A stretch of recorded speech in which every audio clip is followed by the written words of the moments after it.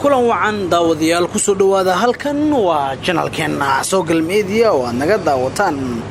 waxaan idin soo gudbinaa dhacdooyinkii ugu waaweyn dunida ka dhacay iyo sidoo kale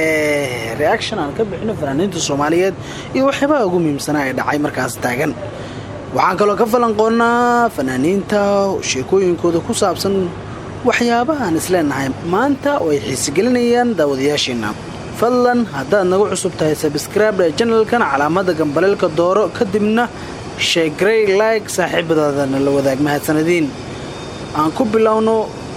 waxyaabaha ugu muhiimsan maanta aan idin hayno waxaan idin hayaa fanaaniin badan oo dhanka dumarka waxa jira oo magabka aad u isticmaalo laakiin kuwood markay haysaa ay qaadayaan waxa jira oo aad u soo saaraya muddooyinkii ugu dambeeyay waxaa jiray in fanaaniinta hablaha ay iyagu soo saaraan heeso aad u macaan oo dad badan ay soo jiita laakiin waxay ku kala duwan yihiin habka loo marsado makeup-ka qurxoon fanaaniinta Soomaalida haddii aan eegno waxaa ka mid ah Nimca Dareen oo si weyn aad u taqaanaan waa fanaanad weyn Nimca Dareen had iyo goor si wanaagsan ay u marsataa turkada iyadoon iska badin markii loo eego fanaaniinta kale waxayna marsan midab jirkeeda aan saas loogu dareemin taasoo aad u soo jiidanaysa qaabka ay u ciyaarayso markaasi dadka inta badan heeseeda jecel fanaaniinta kale waxaa ka mid ah Yurub Genyo oo si weyn loo yaqaano Yurub Genyo inta badan waxay aad u marsataa turkada dad habluhu ay aad isugu qurxiyaan xilliga ay soo qaadayaan heesaha kala duwan fanaaniintana waxaa inta badan lagu kala xushaa habka magabka ay u marsadeen dhinaca dumarka ayaa laga hadlayaa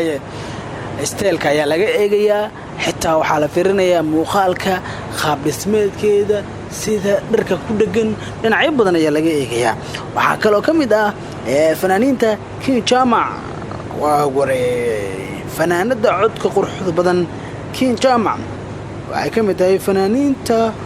waaweyn isla markaana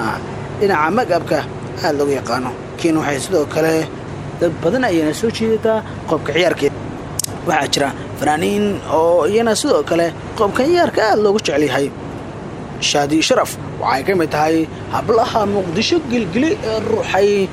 dhanka iyana sidoo kale qobka ciyaarka aad loogu bartay magabkana aad bay u isticmaashaayo xilliyada heesaha cusub ee soo saarayso xitaa waxay ku dareysaa kaalaska arag dhar qurxoon ayay xilligaasi u soo saaraysaa heesaha kala duwan ee markaas ay soo qaadayso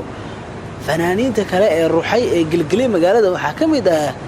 qaaliladan baa ka mid ah Nairobi dhan way gilgishay qaaliladan Nairobi ay gilgishay magaaladaas iska heysata xilliga magabka heesa ay soo qaadayso iskoon badiso xogaa waxa waaye laakiin magabka aad baa loogu dareemaa marka aad eegto si fiican loo fiiriyo heesaha ay soo qaado waxa kale oo soo qaada kaalaska arag qaab ciyaareedkeeda wuxuu yahay mid aad u wanaagsan hadda ragga inta badan qaabka ciyaarkaasi qaab ciyaareedkaasi aad bay u jecel yihiin oo inta badan heestu waxaa lagu daawadaa hanaanka ay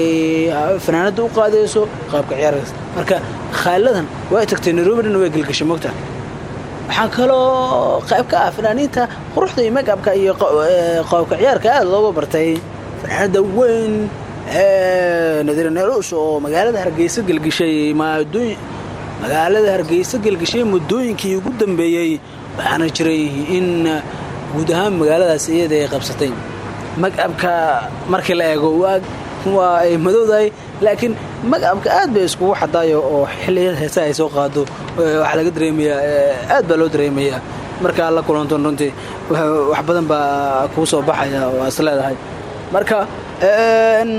fanaaniin badan baa jira oo sidoo kale qobka ciyaarka iyo magabka aad ugu wanaagsan laakiin maanta inta ay ku soo gabagabeynayna fanaaniinta aan kaga hadlaynay magabka isticmaalkooda iyo sidoo kale qobka ciyaarka habka ay u ciyaaraan fadlan haddaad nagu cusub tahay subscribe channelkan share saaxiibada la wadaag calaamadana gambaleelka dooro mahadsanidin dhammaantiin saaxiibayaal